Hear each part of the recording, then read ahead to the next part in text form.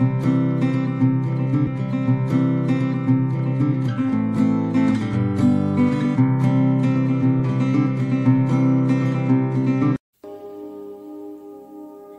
श्रोते हो, मी हर्षदा. निसर्गाच्या कुशीतली प्रत्येक गोष्ट आपल्याला नेहमीच हवीहवीशी वाटते. सुवासिक फुले, हिरवीगार पाने, पाण्याचा खळाळता झरा आणि या सगळ्यांवर आपल्या रंगांची छटा उमटवणारं सुंदरसं फुलपाखरू. आपलं बालपण तर याच फुलपाखरांभोवती नाचण्यात, बागडण्यात आणि त्यांची गाणी गाण्यात रंगून जायचं. नंदिनी भुवड यांच्यासोबत सुश्राव्य कवितांमधून आपणही या फुलपाखरांच्या दुनियेत मुसाफिरी करणार आहोत. शब्दस्पंदन या आपल्या विशेष प्रसारणातून. निर्मिती साहित्य उत्सव, संहिता लेखन, दिग्दर्शन आणि सादरीकरण श्रीमती नंदिनी भुवड. तांत्रिक सहाय्य प्रमोद पांढरे, विद्या पाटील. तर ऐकूयात शब्दस्पंदन भाग 26. नमस्कार मित्रमैत्रिणींनो. शब्दस्पंदनच्या या भागात आज आपण फुलपाखरावर आधारित कवितांचा आस्वाद घेणार आहोत.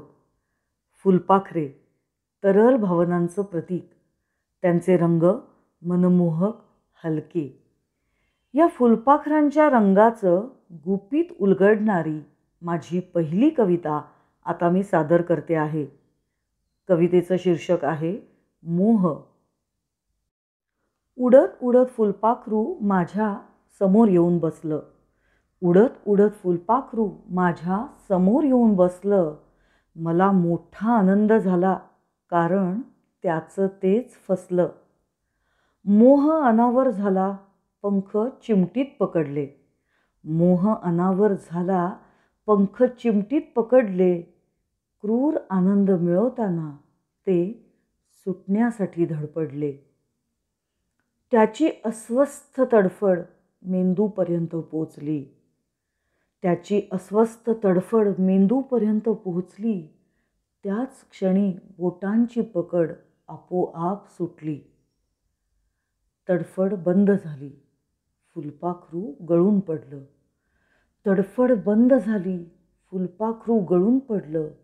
मात्र जाता जाता मला ज्या सौंदर्याचा मोह झाला, मात्र जाता जाता मला ज्या सौंदर्याचा मोह झाला, ते पंखांवरचे त्याचे रंग माझ्या बोटांवर देऊन गेलं. ते पंखांवरचे त्याचे रंग माझ्या बोटांवर देऊन गेलं. निसर्गातील इवल्याशा या रंगबिरंगी जीवाविषयीची एक कविता ग. पाटील यांची आपल्या शालेय जीवनात अतिशय महत्त्वपूर्ण ठरली. आपण शाळेत असताना अगदी रमत गमत डोलत ही कविता म्हणायचो. छान किती दिसते फुलपाखरू. आणि नंतर अवधूत गुप्ते यांनी त्या गाण्याचे रिमिक्सही केले आणि त्यानिमित्त का होईना नकळतच ती कविता ओठी राहिली. या वेलींवर फुलांबरोबर गोड किती हसते, फुलपाखरू छान किती दिसते. पंख चिमुकले निळे जांभळे हलवून झुलते, फुलपाखरू छान किती दिसते. डोळे बारीक करीती लुकलुक, गोल मणी जणू ते, फुलपाखरू छान किती दिसते. मी धरू जाता येईन हाता, दूरच ते उडते, फुलपाखरू छान किती दिसते. अशा या फुलपाखरावरती अनेक कविता ऐकायला मिळतात.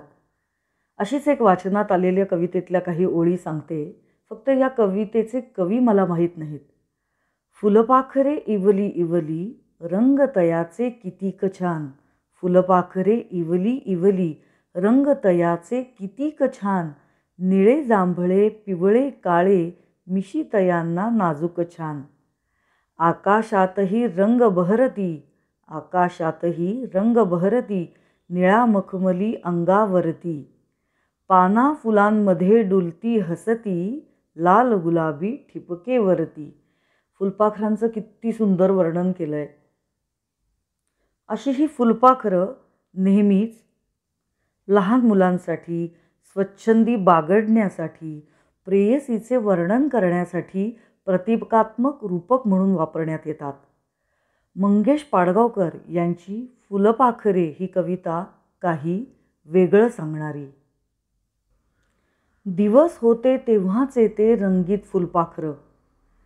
त्या दिवसात जगताना वाटायचं अवतीभोवती सगळीकडे फुलं आहेत, मधाने तुडुंब भरलेली. ते सगळं खरं होते की मनाचेच ते खेळ होते? डोळे मिटून पाहायची ती फुलपाखरं तेव्हाची, असं जर म्हटलं तर आता फक्त दिसतात दगडी भिंती. समोरच्या शाळेच्या दगडी भिंतीवरती बाजूने जाताना मला दिसतात रंगीत खडूने शाळेतल्या पोरांनी काढलेली उडणारी फुलपाखरं. मी थांबतो क्षणभर तिथे, मनातल्या मनात घेऊन रंगीत खडू. मीही काढतो त्या भिंतीवर रंग झुलवीत उडणारी फुलपाखरं. क्षणभर माझा विश्वास बसत नाही. मी काढलेली भिंतीवरची फुलपाखरं खरंच लागतात उडायला पंख फुलवून. क्षणभर माझा विश्वास बसत नाही. मी काढलेली भिंतीवरची फुलपाखरं खरंच लागतात उडायला पंख फुलवून.